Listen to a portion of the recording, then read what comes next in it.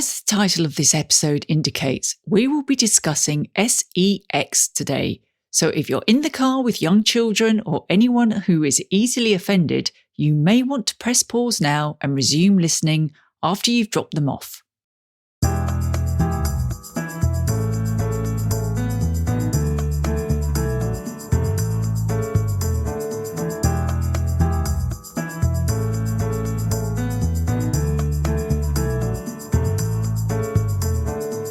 Welcome to this mini bonus season of the Comfortably Hungry podcast, where yesterday's dinner is tomorrow's history. If you're a peckish person who is curious about the history of food and drink, with a sprinkling of theatrical intrigue, then you're definitely in the right place. For the next few weeks, I will be exploring how William Shakespeare used food in his plays as a dramatic device ahead of the release of my next book, Much Ado About Cooking, published in conjunction with Shakespeare's Globe. I will be joined by some fascinating guests who know a lot more about the Bard than I do. This short season will culminate in a live podcast event at the online Serve It Forth Food History Festival on the 18th of October 2025, where I'll be chairing a discussion on whether Shakespeare's arguably most foodie character, Sir John Falstaff, should be considered a glutton or a gourmand. You can find details on how to get tickets for that event in the show notes, along with links to my guest social media and books.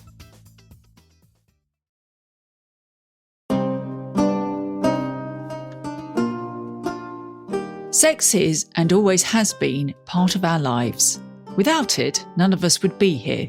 The very mention of the word can elicit titters, blushes, disgust, and arousal. Shakespeare's plays are teeming with sexual innuendo, often with references to food. Helping me unpick exactly what the Bard meant by these saucy references is Dr. Will Tosh, Director of Education at Shakespeare's Globe and author of Straight Acting, The Many Queer Lives of William Shakespeare and several other books. Welcome to the podcast, Will.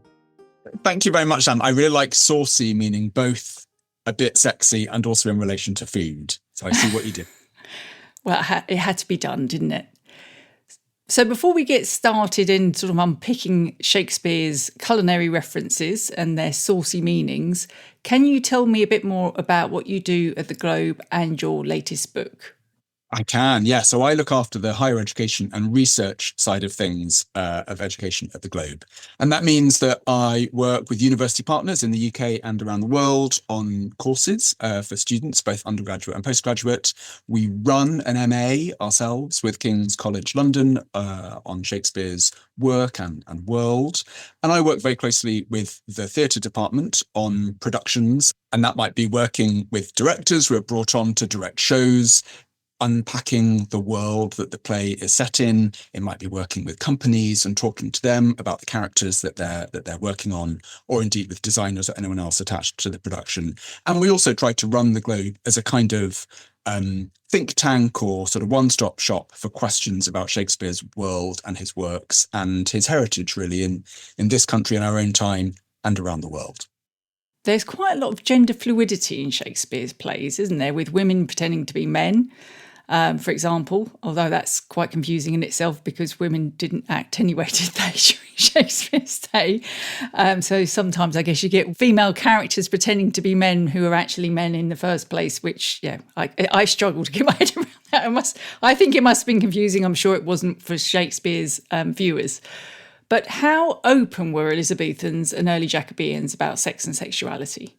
Well, you've sort of put your finger on why I wrote Straight Acting, The Many Queer Lives of William Shakespeare, because it seemed to me as I studied Shakespeare and researched his world and then have taught his plays and worked with artists on his plays for many, many years, is that not only are the plays full of kind of a really capacious and really inquiring attitude to human desire and gender identity, but that the world Shakespeare was living in was not a kind of innocent of it either. And Sam, you've put your finger on one aspect of Shakespeare's society, which was the early modern theatre industry, which had kind of baked into its preconditions a pretty kind of fluid and rather kind of one eyebrow cocked attitude to gender and sexuality presentation on stage. I mean, the very fact that the playing company was all male with female roles taken by adolescents and young men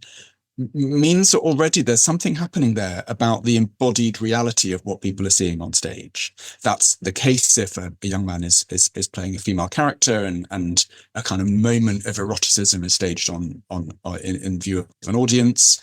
And it also happens when that female character takes on an identity as a young man, as happens in a handful of Shakespeare's plays for reasons of plot. But actually what we're seeing is a young male actor playing a female part, dressed as a boy, appearing as a boy. And that's not really a layered disguise. That's simply the young male actor appearing in the form of a young male on stage. And in plays like Twelfth Night, you have a whole plot built around the unstable and kind of alluring quality of the character Viola, who dresses as the boy Cesario, goes into service with the Duke Orsino, with whom she, Viola / Cesario, falls in love, and Orsino, in fact, falls in love with Cesario / Viola too. And Viola / Cesario is dispatched to another character, the Countess Olivia, to woo her on Orsino's behalf, and Olivia falls in love with the person she takes as Cesario as well. And Viola's twin brother, Sebastian, who looks exactly like her, soon arrives on the scene and is wooed by Olivia too. So you've got all of these kind of options, if you like, available to the characters in the play in Twelfth Night, but also visible to the audience watching that play for the first time in 1602. And those audience members were not naive and completely innocent about what queer desire was.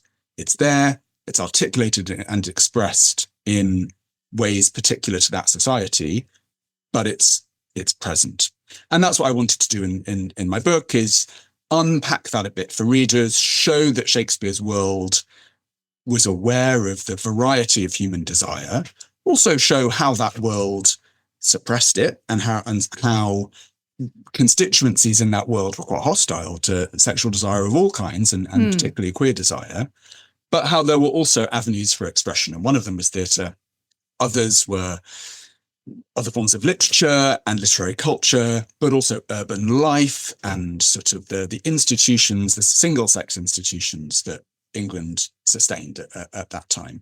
And the book is thinking primarily through Shakespeare's eyes and Shakespeare's work, and thinking probably a bit too much about queer male desire and not enough about queer female desire. But that's absolutely there as well, in the sense that some of the same kind of spaces in Shakespeare's England that sustained an idea of really kind of intimate same-sex relationships were open to women too. And that's particularly the case in, for example, passionate same-sex friendship, which often veered into something much more eroticized.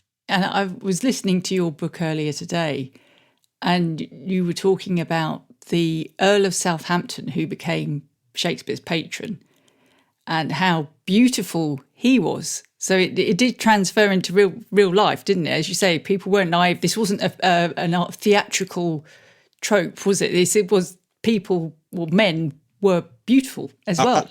Absolutely, and I think, in a sense, some of what we've inherited from the 18th, 19th, 20th centuries about which genders are allowed to hold or enjoy which qualities around beauty, sexual attractiveness, or sexual openness are not necessarily reflective of the early modern period.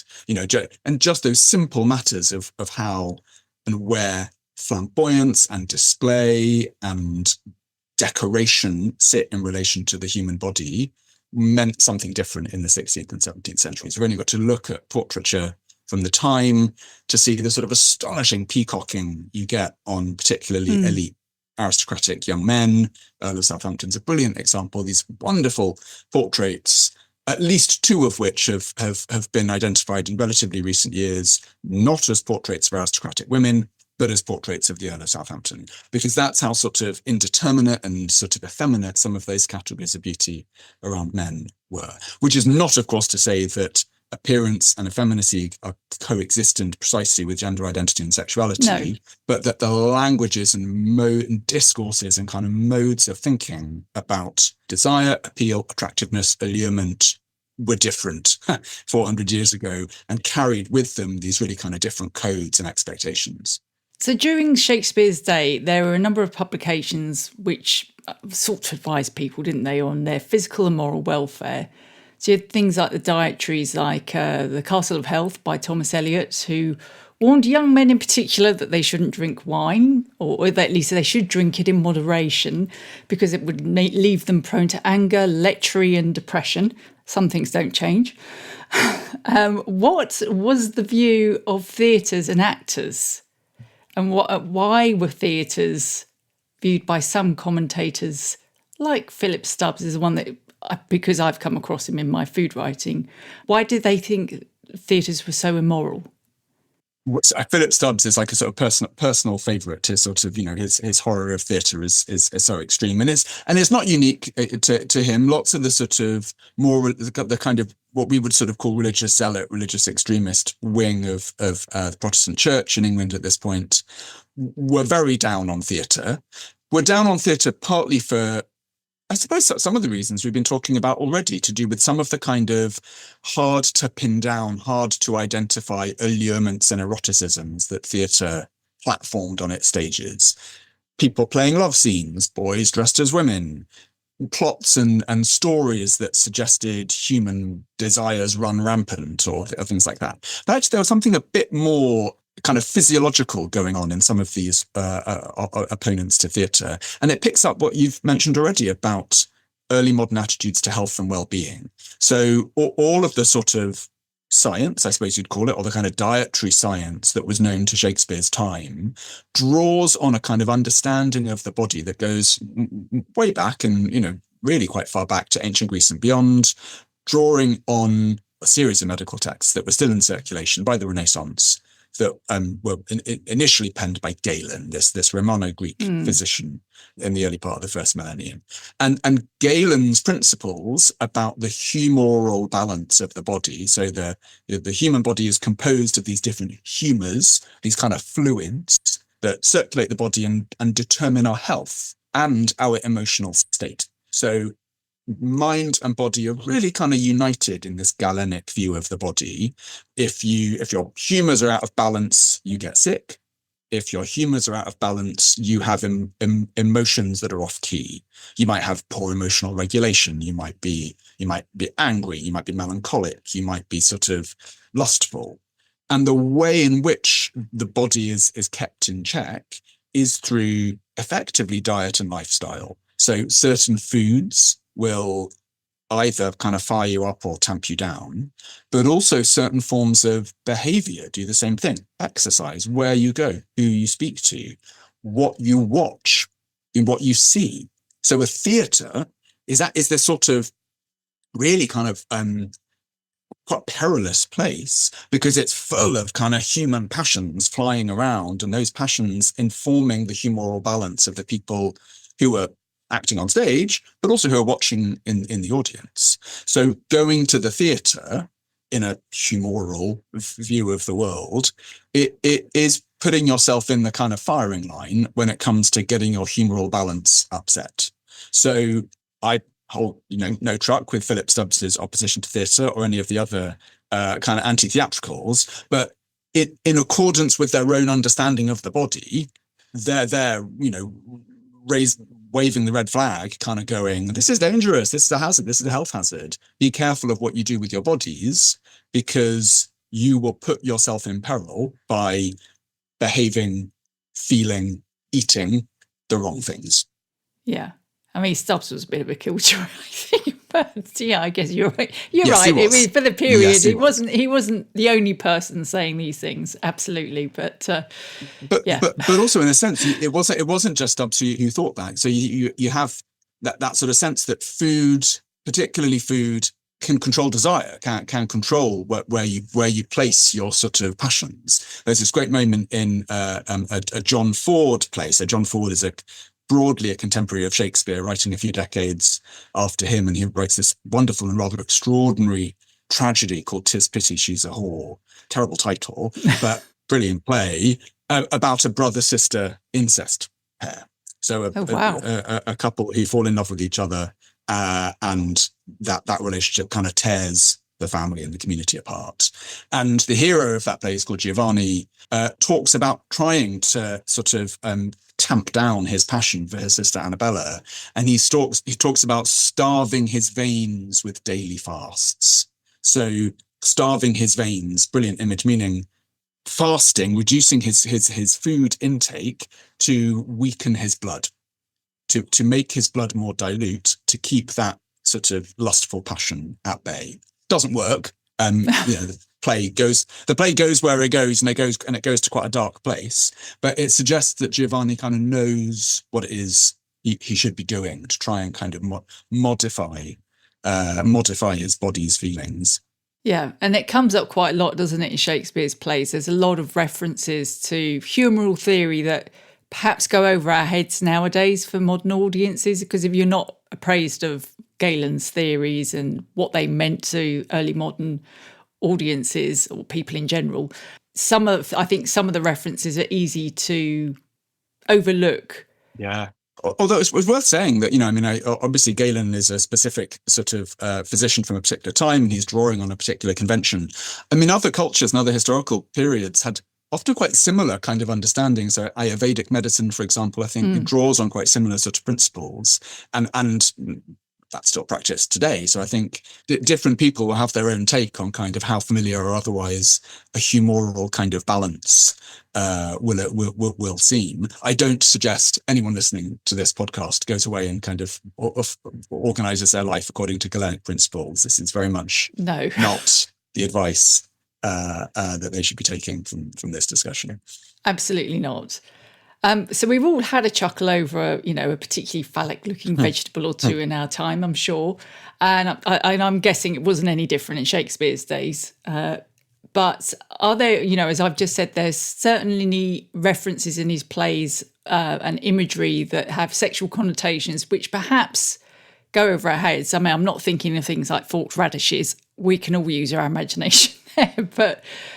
can you give me any examples, or us any examples, where perhaps it's not as obvious as it would have been to Shakespeare's audiences? So I think I think the most kind of visible food sex reference in Shakespeare that I can think of is actually an insult.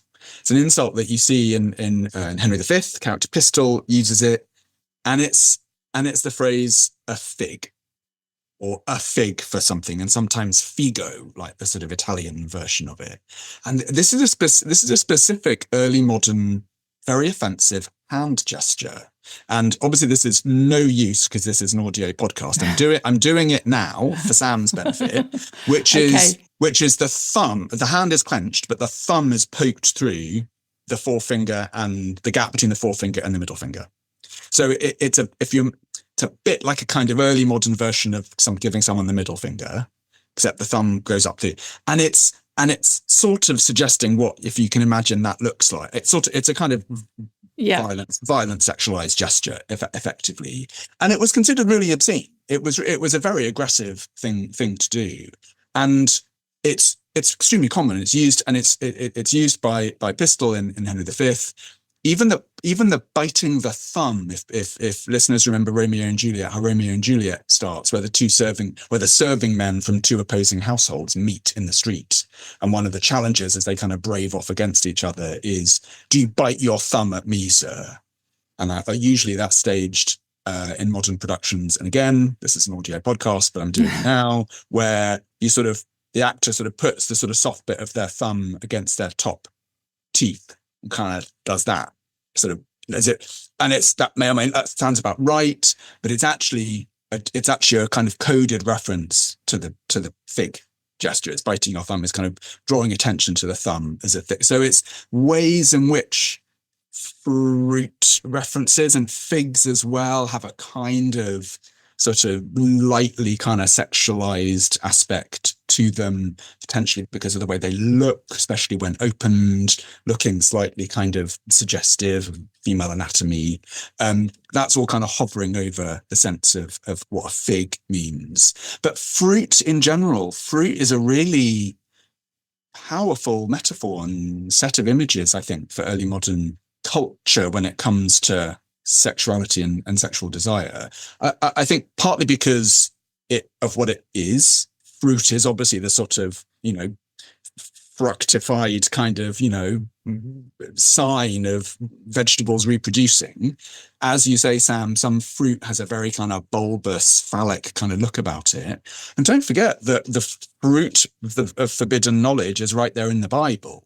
This idea that Eve is tempted into trying the apple, and whatever the apple actually was originally in English context. So that is clearly lying behind audiences and writers' kind of associations of fruit and sexual desire. I was thinking too, there's a wonderful moment in Much Ado About Nothing, that brilliant play, Beatrice and Benedick sparring off against each other. But the other line in that play, as it were, the sort of main story, is the beautiful young hero, Beatrice's friend and cousin, who is betrothed to the handsome, lovely Claudio, the sort of best friend of Benedick. Their betrothal is undermined by the malign Don John, who pretends to Claudio that Hero's been unfaithful. And Claudio spurns her at the altar. And at the moment of the wedding ceremony, he pushes Hero back to her father and says, "Give not this rotten orange to your friend." And it's such a kind of vivid, horrible line. The sort of idea that she looks beautiful, she looks fresh, she looks untouched, and inside she's kind of, corrupted. You know exactly what Claudio means. You know exactly why he's so wrong, and also what impact that will have on Hero, which is exactly as you would expect. She's aghast and collapses in shock. It's such a kind of vivid sense of what a utterly mistaken, incredibly patriarchal early modern man would think about a woman that he's been led to believe is unfaithful. Interesting. So the fig of Spain. Fig of Spain. Is that saying something about Spanish people? Well, as much as anything, it's where figs are grown, I think. I mean, Right. it's harder to be. We can grow figs in this country, of course, but it's harder to. Figs are a hot country fruit. So I think it's an intensifier associating the fig with its possible place of origin. Well, I guess the Spanish weren't very popular at that time. They were not popular. No, they were not. They were not. Although actually, in many ways, the associations of Spanish culture were much more somber. They were much more understood to be sort of very serious than to be massively lustful. Yes. Oh, well, interesting. Actually, I would have thought sort of the Latinate blood would have. Italians, yes, definitely, Yes. But Spanish, a bit more kind of buttoned up. So, in your book, you explore various queer relationships in Shakespeare's plays. Can you give us some examples of any scenes or sonnets that express these relationships using food references? Well, that's such a good question. Yes, there are moments like that. I mentioned Twelfth Night already, and obviously the central conceit in Twelfth Night is that Viola, the beautiful Viola, dresses herself as Cesario, a boy, and is sent by Duke Orsino to Olivia to woo Olivia on Orsino's behalf, and chaos ensues. And the point at which Viola, who is appearing as Cesario, turns up at Olivia's house and is met by Olivia's stuffy steward Malvolio. Malvolio then goes to Olivia and relays the fact that this young man has appeared at her gate. And he uses these really kind of like suggestive terms to describe him, because Olivia says, "Oh, who is it? Describe this guy." And Malvolio is trying to, like, this sort of searching for the words to describe someone who we know is Viola / Cesario, and soon Olivia will fall madly in love with, because Viola / Cesario is so beautiful and alluring and confounding and sort of wonderful. And Malvolio doesn't feel this, because he's sort of he's got a whole other plot line which we can talk about on another occasion, but he doesn't register the kind of allurement of Viola. And so he describes Viola Cesario in these really vegetal terms. He says, he's not yet old enough for a man, nor young enough for a boy, as a squash is before 'tis a peascod, or a codling when 'tis almost an apple. So he sort of landed on the fact that Viola is really like indeterminate. And we can hear in there a kind of sexualized reference to something alluring. He's going for quite kind of phallic imagery with squash, and quite, is testicular a word? I don't know. Probably it is. Yes, yes, it is. Testicular. Testicular imagery. Yeah. With coddling and also larger or smaller spherical objects. And a squash and a peascod are sort of larger or smaller kind of long objects.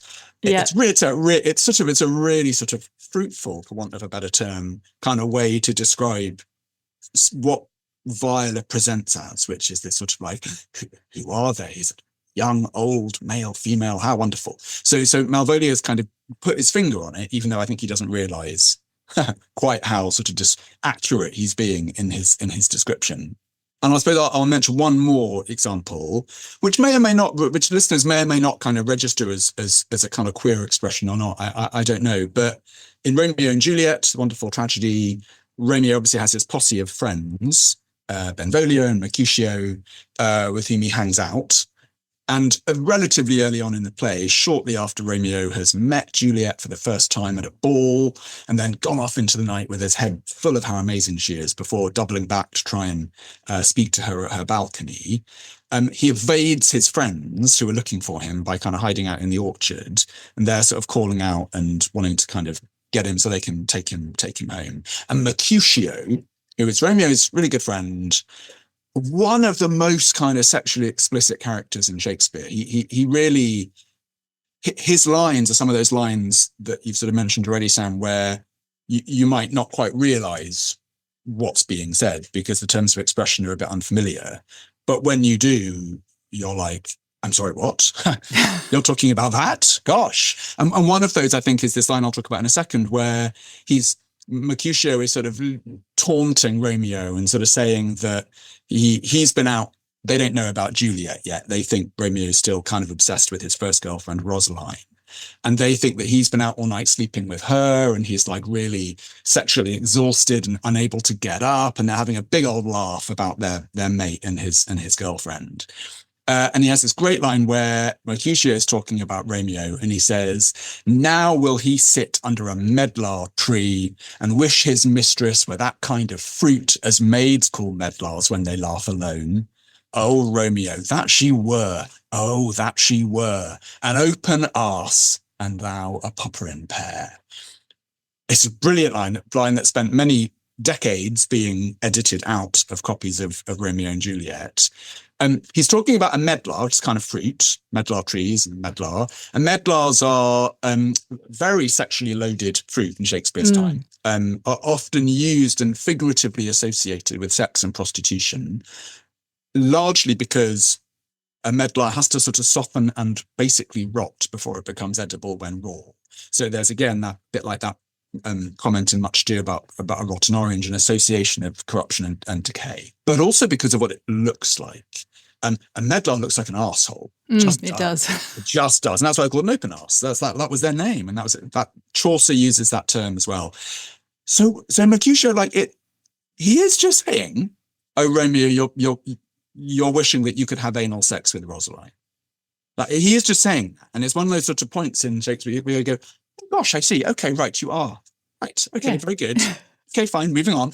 And so but what's interesting about that moment is that Mercutio is also positioned in a really kind of a kind of ambiguous way in relation to Romeo, in relation to the kind of sort of romantic, I suppose is one way to sort of talk about it, community that he's in, Benvolio and Romeo and Mercutio. Mercutio talks about Romeo's sexual desires a lot. Like most of what he says before he gets caught up in a brawl and a fight, most of what he says is about Romeo's erotic relationships. He's really, really obsessed with him. And so I think there's something there about kind of the form of sexual kind of contact that Mercutio is imagining, that he's thinking about. He's thinking about sort of he's thinking about a particular sexual practice that Romeo and Rosaline might be doing together. It's not a massive leap, it's not imposing some sort of great Freudian reading on the play to go, yes, and I wonder what else you're thinking about in relation to your connection to your friend Romeo. What's kind of going on here? So there's clearly something that's lying underneath the Romeo and Mercutio connection that is expressed in Mercutio's really quite insistent kind of focus on Romeo's sex life. Do they really edit that line out now? No, not now, but for a long time in the 19th century, it was usually just dashed out. Okay. Wonderfully inappropriate. Like Romeo and Juliet is if you're, I'm not concerned about it at all, but if you are worried about your children reading sexually explicit material, don't give them Romeo and Juliet. That's tickled me, that has. The thought there's all these teachers out there teaching Romeo and Juliet, and perhaps I want to underscore, I think they should teach Romeo and Juliet. I think it's really important. No, absolutely, that they get it, imagery and all, but just, just so you know, it's in there. Yeah, that we've cleared that one up. Okay, so sex work is often referred to as the oldest profession in the world, and I guess it's not surprising that it should crop up references to prostitution, crop up in Shakespeare's plays, whether it's characters like Double Tearsheet or food metaphors. So let's have a look at a few of them. So you're going to have to help me out here. Yep. I've written my lovely notes. Yep. I have not put which play Pandarus is in. So it's Troilus and Cressida. So he's the figure who brings Troilus and Cressida, who are the romantic couple. Doesn't end well for them either together, and that's where we get the word panda. As in a kind of go-between, Pandarus. So he says, some galled goose of Winchester would hiss. So what's the link between the Bishop of Winchester and geese? So Winchester geese being a fairly common euphemism, if that's the right word, for sex workers, prostitutes, goes back to the fact that the bishopric of Winchester owned a large portion of Southwark.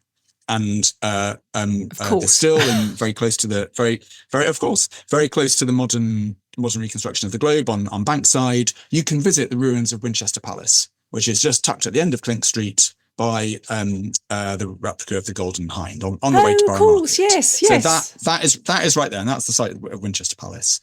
Now, what that means, it's not that the Bishop of Winchester sidelined as a brothel keeper, but that because it was owned by an absentee landlord, effectively, even though his palace was also there, he was sometimes present, that the territory of Southwark was known as a liberty, which meant it was technically separate legally from the surrounding local authority. There are liberties in the City of London, which are separate from the Corporation of London. And because Southwark is on the south side of the river, wasn't actually part of the Corporation of London, but it's a liberty separate from the county of Surrey. And what that means is that the kind of the really on the ground rules and regulations for Surrey, the sheriff and other kind of authority figures, doesn't apply. So it was the case in previous centuries of there being quite a kind of active involvement, in fact, from the bishopric and the bishopric's office in licensing brothels and drawing tax and licensing revenue from them. Less so by Shakespeare's time. There'd been a bit of a clampdown through the 16th century on the sex industry in London, but it was still there, it was still present, and it was still quite a key element of Southwark culture. So Southwark was known as a place, among other things, among the other industries that went on there, but known for its entertainment industries, theatres, bowling alleys, things like that, taverns and alehouses, and brothels. So Winchester geese remained a kind of live kind of phrase in Shakespeare's time, and it's used in Shakespeare's plays in a number of places to mean prostitutes. At one point, used by someone to the Bishop of Winchester, who is a character in the play, in reference in Henry VI. The character, the Duke of Gloucester, calls Winchester in a fight, in an argument. He calls him "you Winchester goose." So you're like, well, that's he's sort of leaving himself open to that insult, I suppose, really. But yes, it's a phrase that certainly people at Shakespeare's time would have recognised. Now, this next one would be very easy to overlook because it makes complete sense. What's a joint of mutton or two in a whole Lent? Now, obviously, we usually give up meat for Lent, but it's got absolutely nothing to do, has it, with giving up meat for Lent? No, although what I think you're drawing attention to is how many sort of food terms get caught up in terms for sexual experience or sexuality or the sex industry. Once you notice it, and this I'm sure goes for literature as a whole rather than just Shakespeare, but the way in which we've, as a language, and I mean lots of languages do this, have overlapped our discourses of bodily desire. So food and sexuality, we often use exactly the same lexis, don't we? The same kind of body of words to talk about the yearnings that our bodies feel both for nourishment and for sexuality. We get it all over Shakespeare.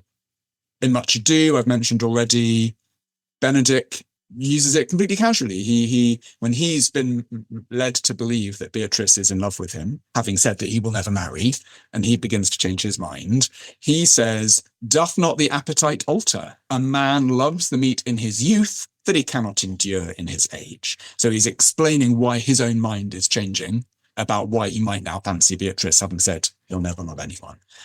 Famously in Antony and Cleopatra, a play that is doing really complex things and often quite racialized and difficult things with how Cleopatra is presented as kind of exotic fare. Enobarbus, who's Antony's best friend, in describing Cleopatra, says, "Other women cloy the appetites they feed, but she makes hungry where most she satisfies."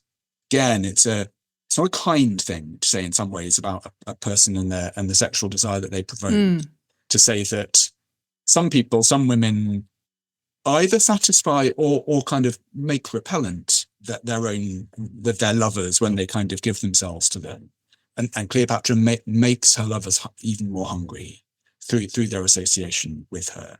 And Antony picks that up himself. There's a terrible moment towards the end of the play after the Battle of Actium, where Cleopatra takes her ships away from the battle and the battle is lost and Antony is furious. And he kind of goes for Cleopatra, most sort of kind of abusive way he does throughout the play. He tells her, he says, "I found you as a morsel cold upon dead Caesar's trencher. Nay, you were a fragment of Gnaeus Pompey's." He's accusing her of having these former lovers, Caesar and Gnaeus Pompey, and expressing that as just sort of, fragments of food that had been left by these former diners that Antony comes along and kind of picks up. It's a terrible thing to say. Just one more before I move on. I think for my favourite food as sex reference, again, a dark and complex one in Othello, the villain Iago's wife, Emilia, who was very badly treated in the play, although has a moment of extraordinary bravery in the final scenes, is given a wonderful scene with Desdemona, Othello's wife, where Emilia reflects on how she's treated, how women are treated in general, and how women are treated by men. It's extraordinary kind of proto-feminist speech. And she says, "Men are all but stomachs, and we all but food. They eat us hungrily, and when they are full, they belch us." It's just so bleak. Oh, that is brilliant, isn't it? So bleak and so brilliant. But anyway, back to your question. I think it's that association of desire, isn't it? And forbidden desire, or things that may be out of reach of many as well. So the association of meat in Lent, something that you would yearn for. You're so desperate for something that's satiating and rich at a time that you can't have that. And that, of course, ties up with associations of sexual desire, things that are out of your reach, you're not allowed to have, can't have outside of the bonds of chastity or marriage or whatever. So I think it's a pretty kind of basic association, isn't it? That sense of desire and need. And that line is delivered by a hostess, which in itself could have any implications. Well, it's Mistress Quickly, a character who crops up in the Henry plays and Mary Rose of Windsor as a figure who in the Henry plays runs an inn, runs a tavern, and in Mary Rose of Windsor appears as a kind of housekeeper, but is also endowed with a certain kind of freewheeling sexual knowledge that just kind of bursts out in lots of different ways. Sometimes through malapropism and sometimes through knowing exactly what she means. Yeah. And the next one I think I like this test. Is this one from Henry V?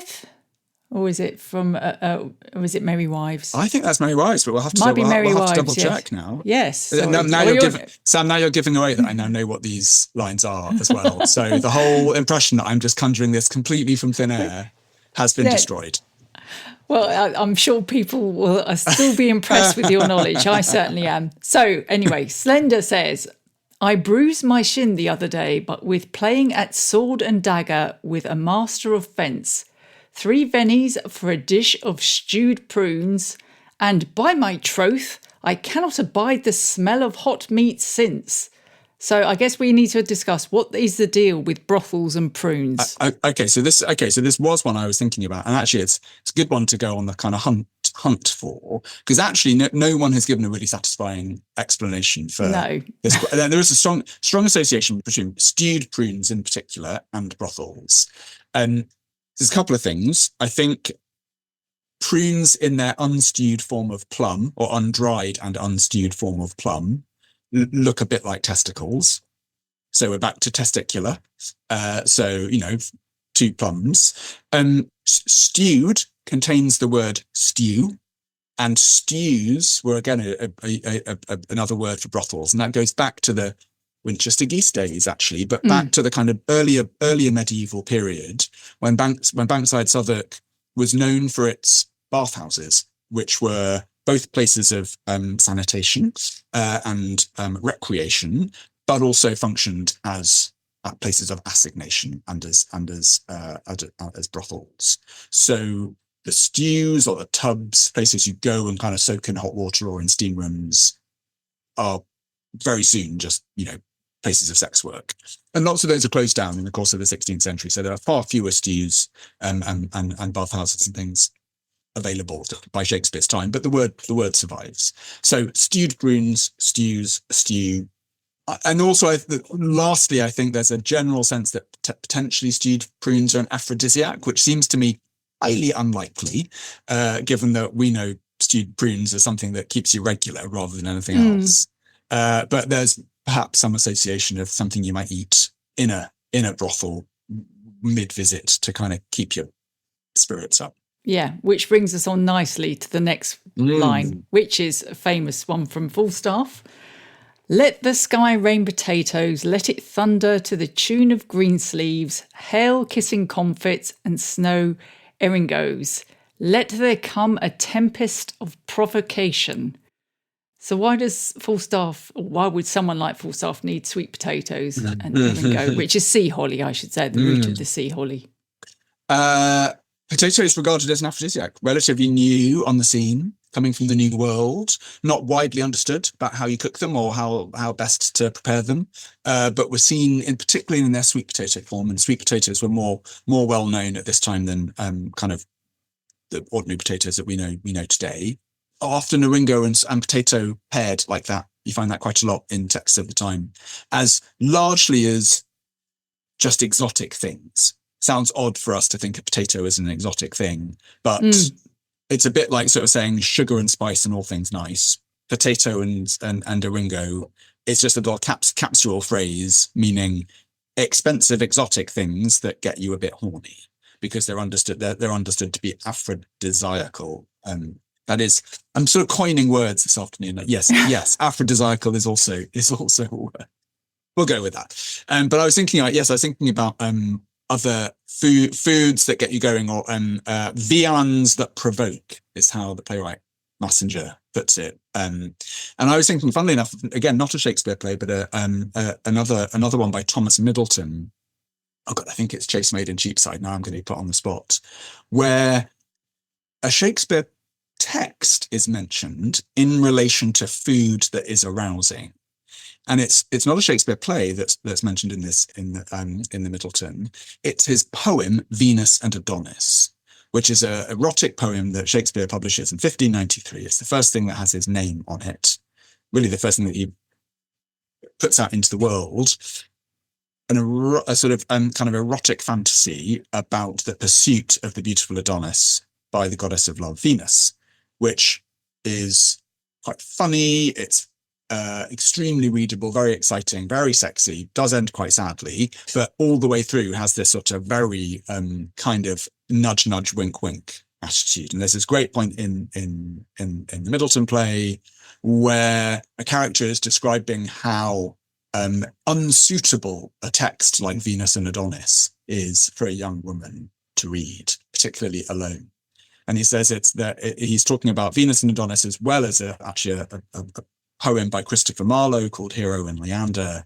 And he says they're both highly unsuitable, like two luscious marrow-bone pies. Like so brilliant. Something that, you can sort of see why that would be an aphrodisiac. It's the stuff it's the jelly inside a bone. It's incredibly rich, incredibly protein heavy, incredibly fattening, but, instant energy. If you're in a, big night of passion, it's what you kind of eat to keep yourself going. So I love the idea of a marrow-bone pie being a great Shakespearean aphrodisiac. I do have an aphrodisiac pie in the cookbook that I've just written, but it's we need to hear more about this aphrodisiac pie. It's got no marrowbone in it, but it does have. I think actually probably the original recipe did have marrowbone in it, but it has got potatoes in it, sweet potatoes. The original recipe from Thomas Dawson had sweet potatoes, I think orengo, quince, cock sparrow brains. Something you're not picking up, obviously, in the local supermarket. So I didn't put those in for obvious reasons. But did you put oringos in? Did you put sea holly? I did not, no, because that's also quite difficult to procure. But but it's a sweet potato pie. I've stuck more or less, apart from those ingredients, I've stuck more or less to the original recipe. Yeah, they were, you're absolutely right. Potatoes particularly were known, the sweet potato, were known as aphrodisiacal foods. Aphrodisiacal, yes. Yes. Well, I mean, the next time you order sweet potato fries in a dull pub, know that you're feasting on an early modern aphrodisiac. Indeed. So were these innuendos a way to circumvent censorship? Because we've discussed that, there were certain people out there that were very anti-plays in the playhouses. Yeah, do you know what? I don't think that was their main aim. I think some of the things we've been talking about today, that they're only sort of euphemistic, I suppose, or figurative, if you don't fully understand what they're referring to. And for lots of people in Shakespeare's time, a medlar is not a code word. It's perfectly obvious what it is or what it looks like. People know what. So that that Mercutio line about using a medlar as a figuration for anal sex, we need a few footnotes to go, oh right, I don't think the audience, the early audience really would have needed that. And similarly, things about sort of stewed prunes, like this is the language of the time. This is just the language of the culture on the street. Funnily enough, Shakespeare's England was actually much less bothered about references to bodily functions and sex and the human body in public than later generations, and also than they were concerned about uttering things on stage and in public about religion, about politics, about international relations. Those were the things that real embargoes were placed on. That's where playwrights got into trouble if they ventured too far into those territories.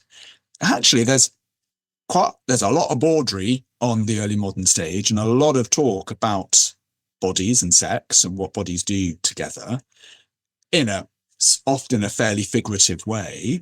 But I think there wasn't a huge fear that they'd be kind of immediately clamped down by sort of overstepping the mark when it came to that kind of imagery. So I think it's a form of interesting creative restraint, isn't it? It's how can you use language in the most imaginative and impactful and illustrative way to describe something that people can all recognize. Yeah, absolutely. So at the end of each podcast episode, I usually invite my guests to bring a dish to the season's virtual potluck supper. And as Falstaff is Shakespeare's most foodie character, I think it only fair that he hosts this one. So I'm going to allow you to bring another guest. Normally you only get to bring yourself and a dish, So which other Shakespeare character would you bring to the supper as your +1 and why? Oh my God. And also, having said that, we talked about these questions before, I actually managed to misread that question. I actually didn't notice that bit, so I haven't prepared at all. Who shall I bring? Such a great question. Such a great question. So look, Twelfth Night is my absolute favourite Shakespeare play, so I feel like I need to bring someone from Twelfth Night along. We have talked about Twelfth Night a fair amount, and we haven't talked really about my favourite couple in Twelfth Night, who are Sebastian, who is Viola's twin brother, who ends up being matched with Olivia. But before he's matched with Olivia, we have a wonderful illustration of his incredibly passionate relationship with Antonio, who is a sea captain who rescues him from shipwreck. And they are very much a couple, my favourite couple in Shakespeare. So I'm going to take the license of your invitation to bring another guest and bring two. And say, okay, can I bring Sebastian and Antonio from Twelfth Night to this dinner party? What dish will you bring as your contribution? Okay, so I'm going to give two answers to this as well, but I'm not going to bring two things. So I would say the most notorious dish from Shakespeare's oeuvre is the pie that is made at the end of Titus Andronicus out of the villainous Chiron and Demetrius and served to their mother. Not going to bring that because that is gross, and no dinner party deserves that on the table. But I just need to mention it because that is the sort of apogee of food as dramatic impact in Shakespeare. No, what I would like to bring is in Shakespeare's wonderful, very late play Cymbeline, which I haven't talked about yet. It's another disguised heroine play. So the assailed heroine Imogen goes off into the forest disguised as the boy Fidele and meets a couple of young men in the forest. She doesn't know that these young men are her brothers. They've been squirreled away and have been grown up in the wilderness. And they're called Guiderus and Arviragus. They get together and they'll get on terribly well, and the brothers can't work out why they're so sort of excited by this young boy without realizing that he's their sister. And anyway, it all gets quite fluid. There's this wonderful moment. For reasons of plot, Imogen as Fidele kind of ends up in the cave with these two brothers and kind of takes on a sort of housekeepery sort of function. And there's this amazing moment where one of the brothers talks about the way that Fidele is so attentive to them that even in their soup, he cuts their roots in shapes. It's like he makes little alphabetti spaghetti out of the carrots and parsnips in their soup, as a way of showing his affection for these brothers and his sort of tender care. And I just love the idea of root vegetable in soup being cut into little tiny shapes.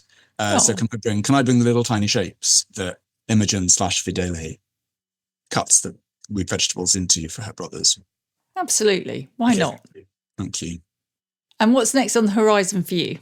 Oh gosh, well, lots of activity at Shakespeare's Globe, lots of wonderful things that we're doing both on our stages and in our education programmes. We are soon to be launching a campaign for our wonderful new research and collections centre, housing our archive, our library, and our wonderful collections of objects, which is currently being built on site at the Globe and will be open next year. And we're very excited about that. And other academic work for me, doing some work on Two Gentlemen of Verona, which will be fun. And then, yes, planning books and other type things.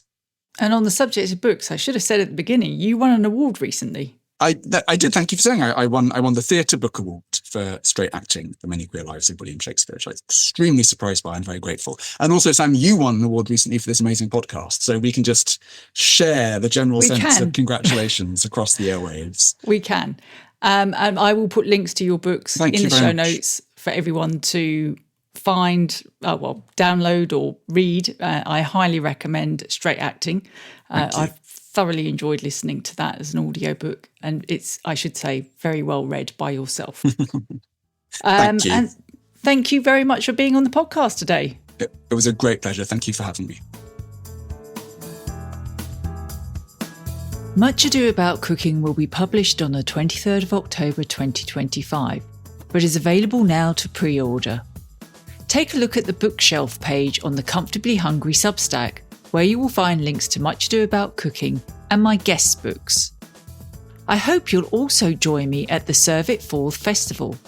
Listeners can claim a 25% discount on the full ticket price by entering the code SERVE25 at the checkout.